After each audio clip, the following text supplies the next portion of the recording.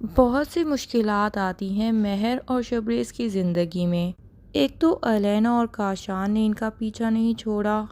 اور ان کی زندگی میں ہر ممکن مشکلات پیدا کرنے کی کوشش کی۔ پھر شبریز کے اپنے ہی والدین بھی اس کے اگینسٹ تھے اور ان کی شادی کے پہلے دن سے ہی ان کو الگ کرانے کی کوششوں میں لگے ہوئے تھے۔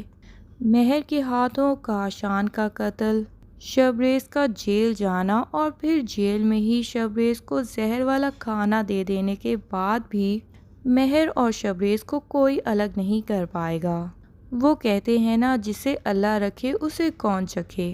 تو جو قسمت میں ان کے لکھا تھا وہ ان سے کوئی بھی نہیں چھین پائے گا، چاہے جتنی بھی کوشش کر لی جائے۔ اور الینا کو دیکھ کے یہی سبق ملتا ہے کہ محبت ایک بہت ہی پاکیزہ فیلنگ ہے،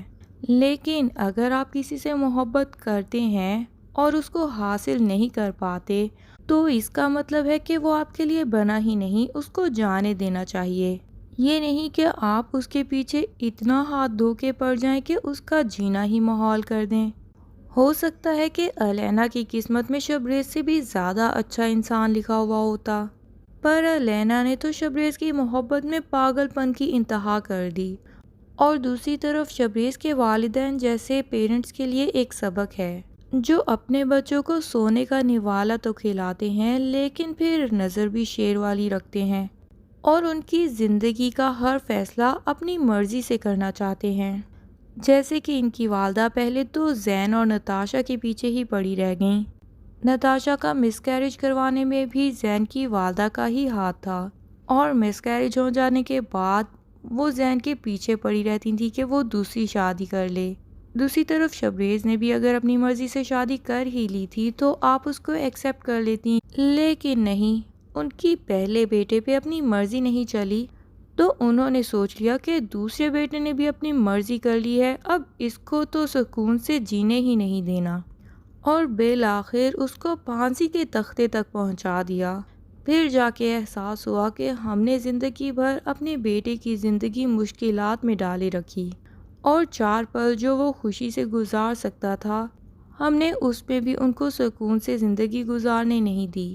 شبریز لائف ٹائم اپنے پیرنٹس کا ٹائم چاہتا تھا کہ وہ اس کے ساتھ بیٹھیں، پیار سے باتیں کریں اور اس کو سمجھنے کی کوشش کریں، لیکن شبریز کے پیرنٹس تو پیسے بنانے کی مشین بن گئے تھے۔ ایسے پیرنٹس کے لیے بھی ایک لیسن ہے کہ ٹھیک ہے، پیسہ کمانا بھی زندگی میں ضروری ہے، پر اتنا بھی کیا کہ پیسے کماتے کماتے آپ اپنے بچوں سے اتنے دور ہو جائیں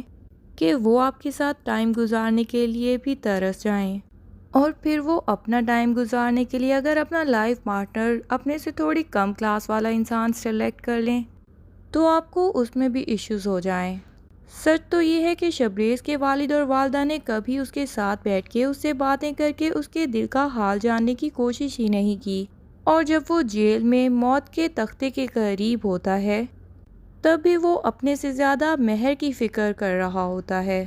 کہ میرے چلے جانے کے بعد آپ نے مہر کا خیال رکھنا ہے۔ تب جا کے اس کے باپ کی آنکھیں کھلتی ہیں کہ یہ تو مہر سے اپنی جان سے بھی زیادہ پیار کرتا ہے، اور ایک ہم تھے کہ اس کی زندگی خراب کرنے کے چکر میں ہی پڑے رہ گئے۔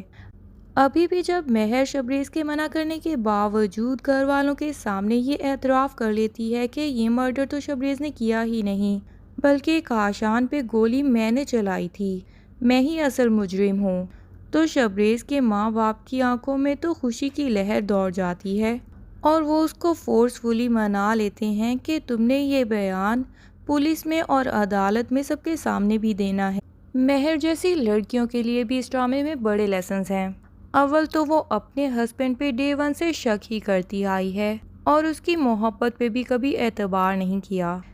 ایون کہ شبریز کی بجائے کاشان جیسے انسان پر بھی ٹرسٹ کر لیا، اور پھر جب شبریز اس کی جگہ پر جیل میں پہنچ جاتا ہے تب جا کے ان میڈم کو ان پہ ٹرسٹ ہوتا ہے۔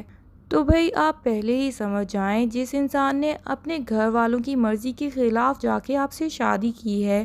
اور آپ کے سامنے اپنی محبت کی قسمیں دے رہا ہے، تو آپ اس کی محبت پہ کیوں شک کر رہی ہیں؟ اینی ویز شبریز کے والد اور بھائی سچائی جاننے کے بعد کہ یہ مرڈر شبریز نے نہیں بلکہ مہر نے کیا ہے، مہر کو لے کے جیل میں پہنچ جاتے ہیں اور پھر شبریز سے کہتے ہیں کہ ہمیں ساری سچائی کا پتہ چل چکا ہے اور مہر اب یہ گواہی وکیل کے سامنے دے گی، لیکن شبریز تو صاف منع کر دیتا ہے کہ آپ لوگ ایسا کچھ نہیں کریں گے۔ وکیل بھی ان کو بتا دیتا ہے کہ آپ کا کیس ویسے ہی اسٹرانگ ہے، کیونکہ شبریز نے جس پسٹل سے گولی چلائی وہ کاشان کی خود کی ہی پسٹل تھی۔ مطلب کاشان اپنے فارم ہاؤس پر پسٹل لے کے پھر رہا تھا، اس کا مطلب ہے کہ اسی کی نیت میں کھوٹ تھی